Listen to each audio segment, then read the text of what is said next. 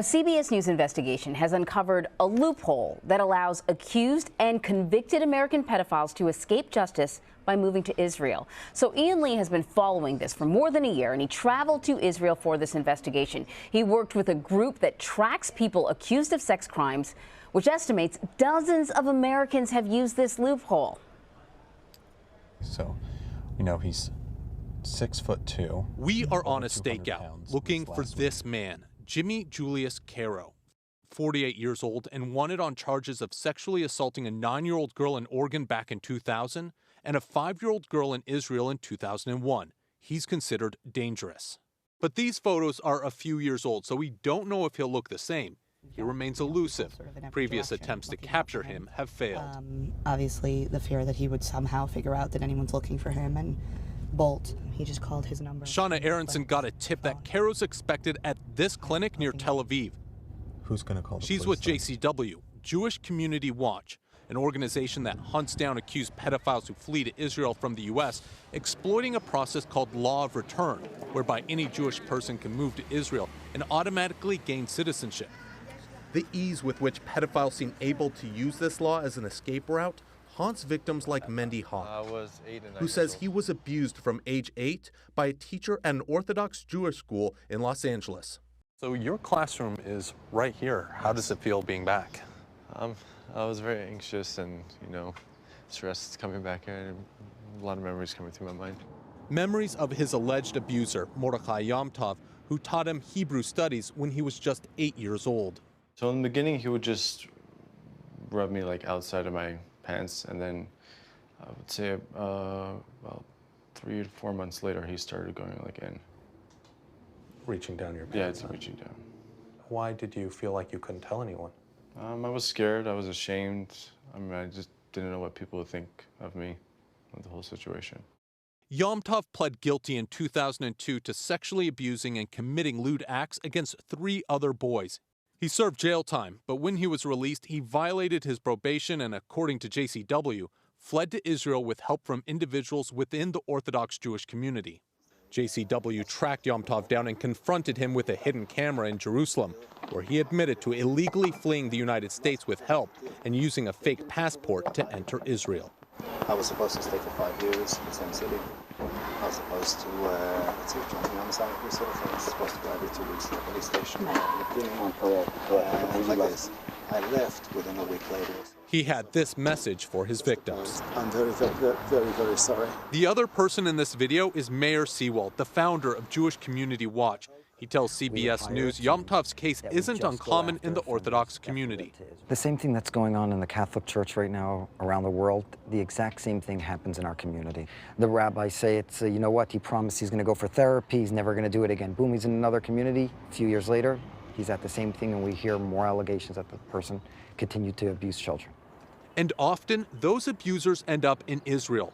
Rabbi Yehuda Oppenheimer says he unwittingly helped Caro escape. There was nothing that raised any red flags up to the point where he was moving to Israel. Well, I wish I could say that, but unfortunately I can't say that. So he had violated his parole, and now they were looking for him. He said that there was something in the past that had happened when he was young, but nothing had ever happened since. I've changed and I'm a different person now, but you gotta help me. I felt that I could trust him. So I wrote him a letter, and he bought a ticket, and he left. Caro is accused of abusing more children when he got to Israel. What was that like for you when you found that out?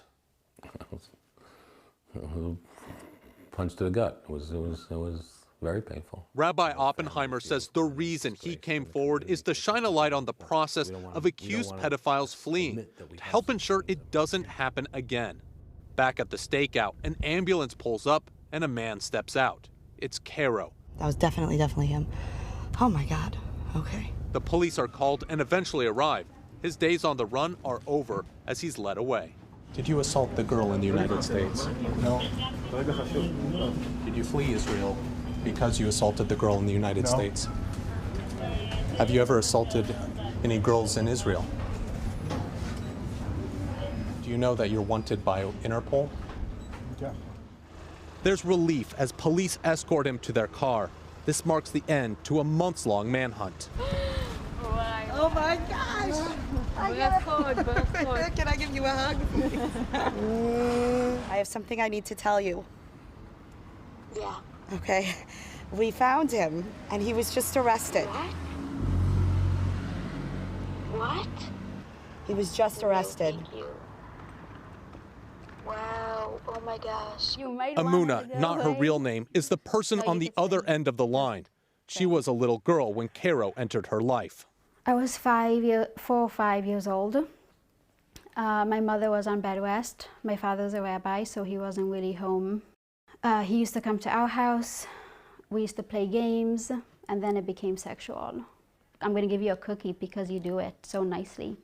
It's all about the cookie. It's all about lying, and it's all about being so evil to a little child.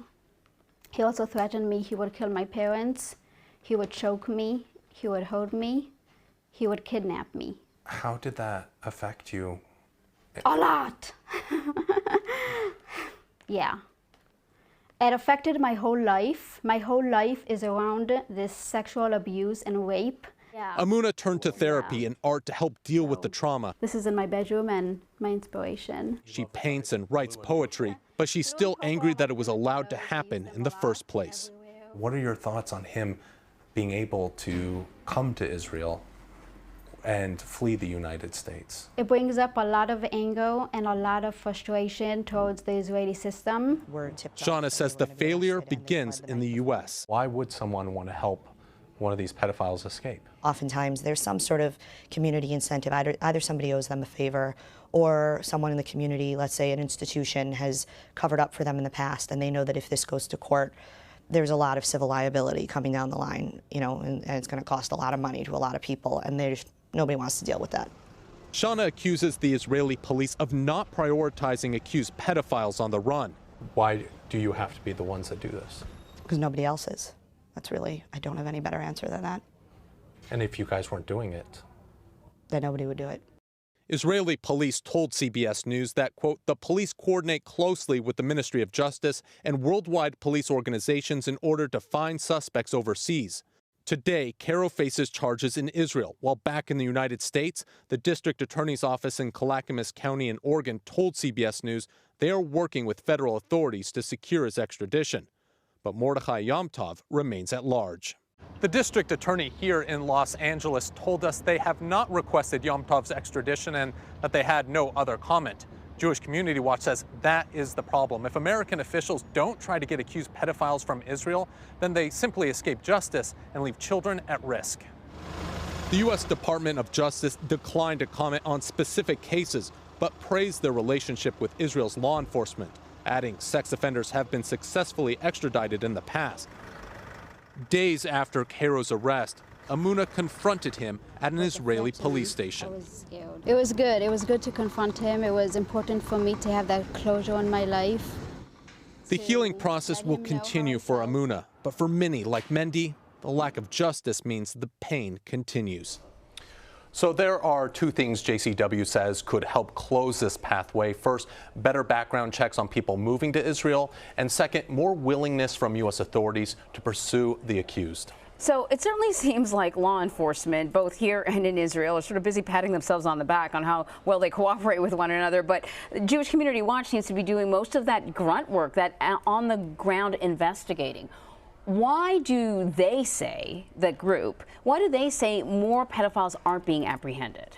So it's very complicated when you leave the United States and go to Israel. First, they say that once these people are wanted, that they need to go to Interpol and have that international arrest warrant put out for them so that the Israeli authorities can then start looking for them. Extradition is expensive, and a lot of these jurisdictions just don't have the money or manpower to really pursue them. And then when you get to the Israeli side, JCW says that they need to be doing more background checks on these people. Sometimes a simple Google search will bring up, especially if it's an Interpol arrest warrant, will bring that up, and so that they can then know this person is dangerous, they should not be let in, or if there is an arrest warrant out for them, that they need to go and pick them up. And JCW says that there just isn't the priority to go and pick these people up, that the police don't have the resources there to go and look for these people as well. So it really does fall on JCW to track them from the United States to Israel. That's unbelievable. Just